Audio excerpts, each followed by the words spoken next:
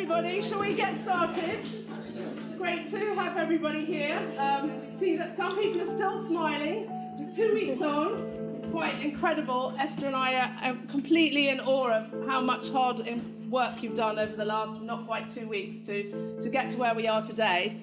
So today we're looking forward to seeing the fruits of your labour, and I'd like to invite all the research supervisors down, and they were the people who sat up into the wee hours last night reading with great interest and excitement your research papers, and they're going to announce the winners of the best research paper. So come on down. Okay, Joseph, you. So we tallied the scores for the research papers, and we actually had a tie. So this time, for the first time in groups, we actually have 2 winners. So the winners are.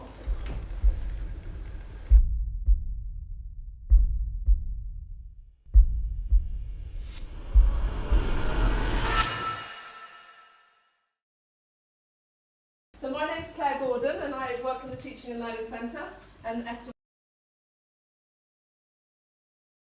Today was the launch of LSE GROUPS. This is a programme which is now in its 6th year running at the LSE, where we put students, undergraduate students, in cross-disciplinary, cross-year groups of 5 to 6 people, and they get the chance to do a piece of original academic research.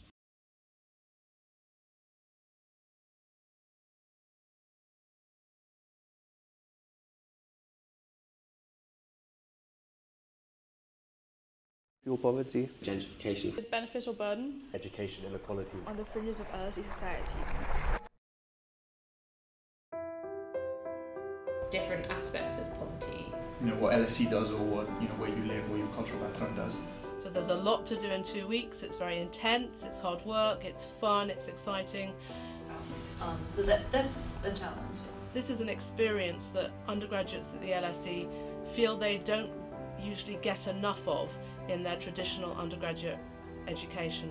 They're hearing about other people's research, they're being taught by leading academics in their particular disciplines and their fields of study, but they don't have enough opportunity to carry out their own original research. It's important that we have some ground rules, not in a petty kind of childish way, but in a very sensible way that will allow you to plan your time. I mean, there's basic things like you have to be here for the office hours. So the main thing we've done is overcoming challenges to do with certain people dropping out of the project, and teamwork challenges and the ability to compromise in many ways on kind of a task. We committed to work full time, starting from 9:30 to 5:30. One person, he came in at 10 apparently because he needed to do groceries. The biggest challenge for our project was that 3 of our members dropped out at the end of the first week. This is the type of challenge we face. We ask people, as you will have seen, to commit full time because they've got a lot of work to do. And the other is kind of to keep the group coherent. Everybody needs to be kind of involved. Well, I think the biggest challenge so far has been, agreeing on how we could narrow down and focus on a topic, which was in the first few days of our research, because we had different ideas on how to do the whole research. And we really need to do some work that we might do some extra hours. Possibly getting a good response to the surveys and the interviews, getting enough people to complete them, that might be a challenge.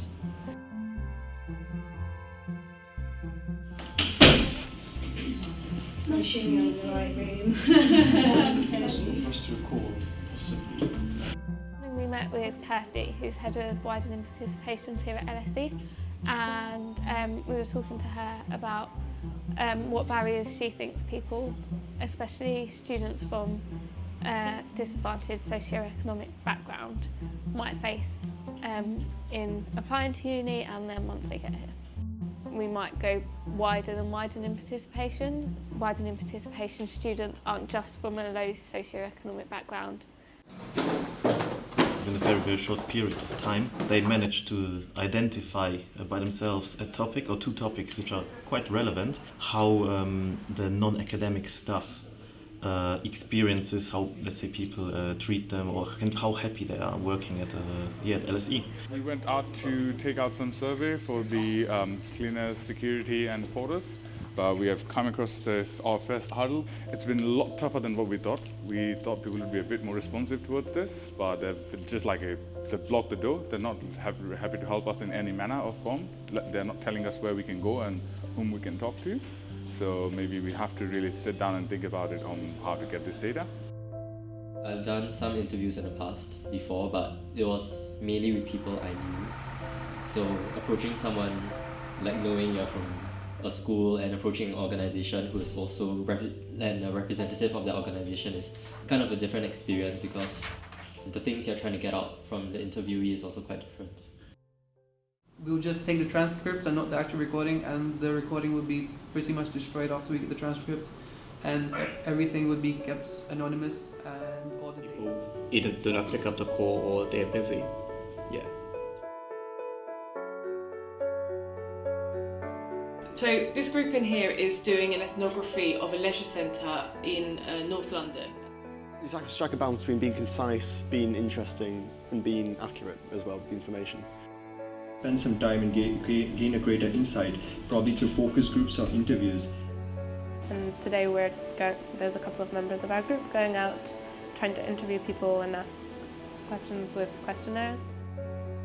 You have to kind of overcome that awkwardness, but I think we went to primarily the parks around the area we were walking around, which we thought was helpful because people weren't really busy doing anything. What kind of data they might want to be collecting, how they're going to actually collect that, so their methodology, and then thinking about some of the challenges and opportunities that we've discussed, as a supervisor, and they've discussed together and identified and come across along the way.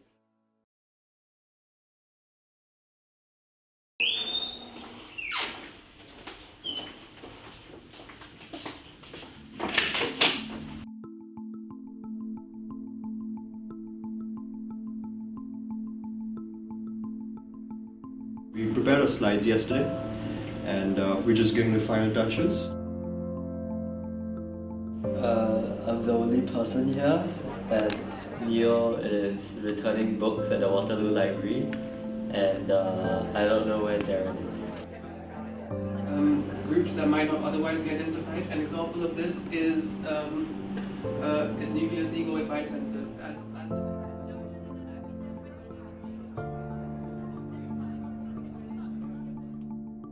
So today we're looking forward to seeing the fruits of your labour. I know I'm totally biased, but one of our supervisors last year described LSE Groups as the jewel in the crown of LSE education, and of course I am totally biased, but I also think it's true.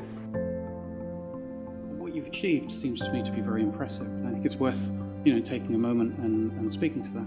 One of the things that you've achieved is genuinely valuable projects. We have projects on housing from groups 5 and 2, on community and belonging from groups 1 and 4, on warmth from group 6. Coming in from the code, a case study of community engagement in tackling fuel poverty. Subjective inequality can very starkly be perceived at institutions that have high amounts of prestige and privilege.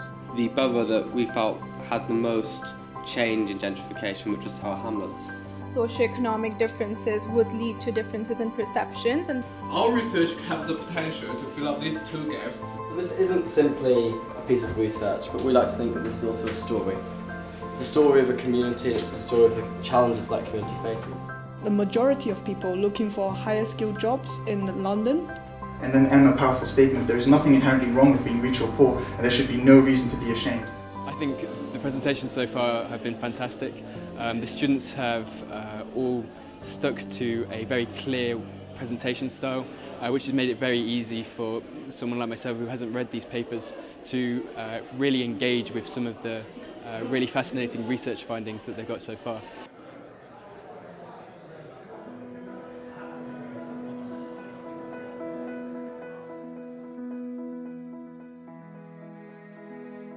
Actually find people to talk to was the most challenging part. Entire data collection process and sort of analysing all of that. We've only had half of our group working on that. A lot to do with not as much time as you think you have.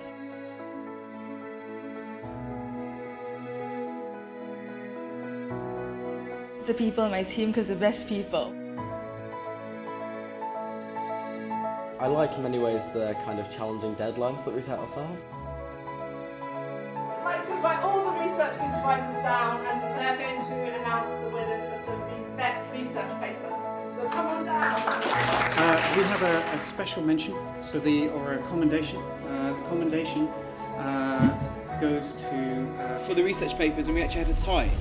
So this time, for the first time in groups, we actually have 2 winners. So the winners are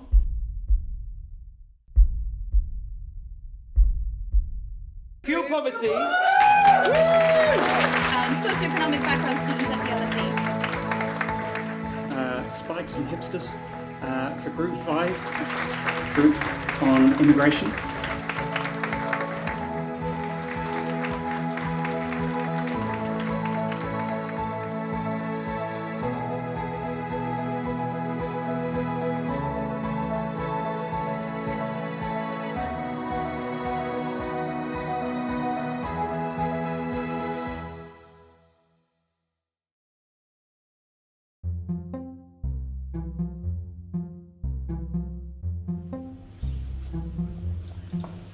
Can you just I just ran out of credit, so can you just run out of credit? It's the funniest moment. Saying that we were gonna win. Really? Yeah. Definitely. Yeah. I think we've got a really good topic as well this year. But I didn't win last year. But it's still worth it. Basically, we have I'll print some out. Basically, we have the possibility for you to plant questions for your group. So if there's stuff that you're suggesting to them that they're not taking on board, or you think that they would benefit from a nudge in a particular direction, I'm going to hand up this paper for you to put the question on with the group number, and you can give it to someone and say, can you answer my question, please? Great, perfect. So, and the second point is that if the students aren't forthcoming with questions, then please ask questions, because it has several purposes. One is for them to get some practice at talking about what they're doing orally, and responding to questions, and also obviously the kind of substantive feedback. It's a lifesaver right now. Because we were still conducting interviews today because of access constraints. We needed the extra time essentially.